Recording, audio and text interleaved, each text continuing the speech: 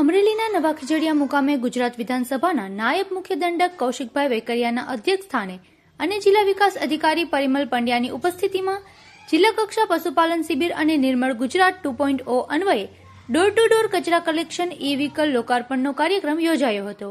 સ્વચ્છ ભારત મિશન ગ્રામ્ય ફેઝ 2 તથા નિર્મળ ગુજરાત 2.0 અંતર્ગત અમરેલીના દેવભૂમિ દેવળિયા, બાબરાના નીલવડા, બગસરાના શાપર, જાફરાબાદના વડલી, ખાંભાના જામકા, કુંકાવાવના બરવાડા બાવળ, લાઠીના શેખપીપરિયા, લીલિયાના ભોરિંગડા, રાજુલાના ચાંચ, સાવરકુંડલાના મોટા ઝીંઝુડા ગ્રામ પંચાયતને ડોર ટુ ડોર કચરાના કલેક્શન માટે ઈ વ્હીકલની ફાળવણી કરવામાં આવી હતી.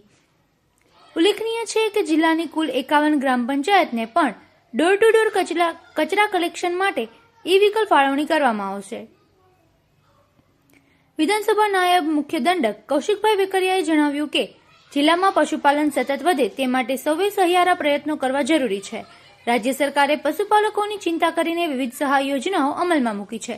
વધુમાં તેમણે કહ્યું કે એક સમય હતો કે લોકો ઘરે ઘરે 2-3 પશુઓ રાખતા હતા. આજે ખેતીની સાથે પશુપાલન પણ જરૂરી છે. શુદ્ધ દૂધ, ઘી, છાશની પરિવારની જરૂરિયાત પશુપાલન થકી પૂર્ણ કરી શકાય છે.